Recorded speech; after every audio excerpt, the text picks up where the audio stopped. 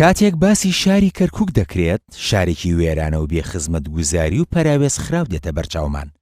لەگەڵ ئەوەی دەبوایە یەکێک بوایە لە خۆشترین و پێشکەوتووترین شارەکانی جیهان.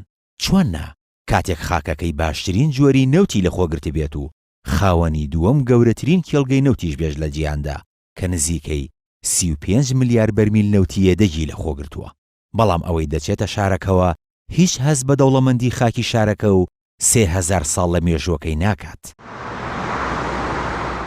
بە درێژایی مێژوو کەرکووک شارێکی ئاوادان بووە و پێگەیەکی گرنگ و استراتیژیشی هەبووە. کاتێک ساڵی 1927 نەوتیایدا دۆزرایەوە، پێشبینی کرا ببێتە یەکێک لە خۆشترین شارەکانی جیهان. بەڵام حکوومەتە یەک لە دوایەکەکانی عێراق خەمسارد بوون لە پێشخستنی و تەنیا چاوەکانیان لەسەر نەوت و گۆڕینی دیموگرافیەکەی بوو تا ڕۆژێک نێت ئەو شارە پڕگەوهرەیان لەدەست بچێت. ئەوە ژوای کرد خەڵکی کوردی ڕەسەنی شاری کەرکووک تێکەڵ بە ململانی سیاسی ببن و ڕوبەڕووی ڕاگواستن و کوشتن ببنەوە و بە بەرچاوی خۆیانەوە سامانەکەیان لە ژێر پێ دەربهێنرێت و مەینەتی و هەژاریان بۆ بمێنێتەوە. لە دوای پرۆسەی ئازادی عێراق دۆخەکە لە بەرژەوەندی کورد گۆڕدرا و تا ڕادەیەک توانرا بەشێک لە جومگە سەرەکیەکانی دەسەڵات لەو شارە لەلایەن کوردەوە بگرێتە دەست و ئیدارەی ئەو شارە بکات.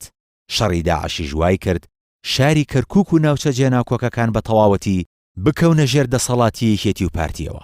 بەڵام ئەوەی ڕوویدا ئەوە بوو لە ماوەی 14 ساڵ دەسەڵاتی کورد لە شارەکە و دەوروبەری جگە لە فراوانکردنی مەودای ململانیەکانیان بۆ پارۆ دەسەڵات بە شێوەیەک کە ئەو ناوچانەشی گرتەوە هیچ خێرێکیان نەبوو، چونکە لەبری خزمەتکردن بە ڕۆڵەکانی شارەکە بە چاوی پرۆژەیەکی زەبەلاحی ئابووری سەیری کەرکووکیان دەکرد تا لەو ڕێگەیەوە داهاتی زیاتر بچنەوە و پێگەی خۆیان بەرامبەر ئەوی تر بەهێزتر بکەن.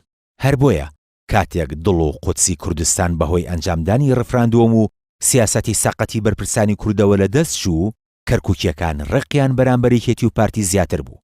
بۆ پێی کاتێک لە شارەکە باڵا دەست بوون وەک گوندێک سەیری کەرکووکیان کردهبوو، تەنانەت هەوڵیان نەدابوو تۆزێک لە سیماکەی جوانتر بکەن تا شایستەی ناو و ناوبانگەکەی بێت.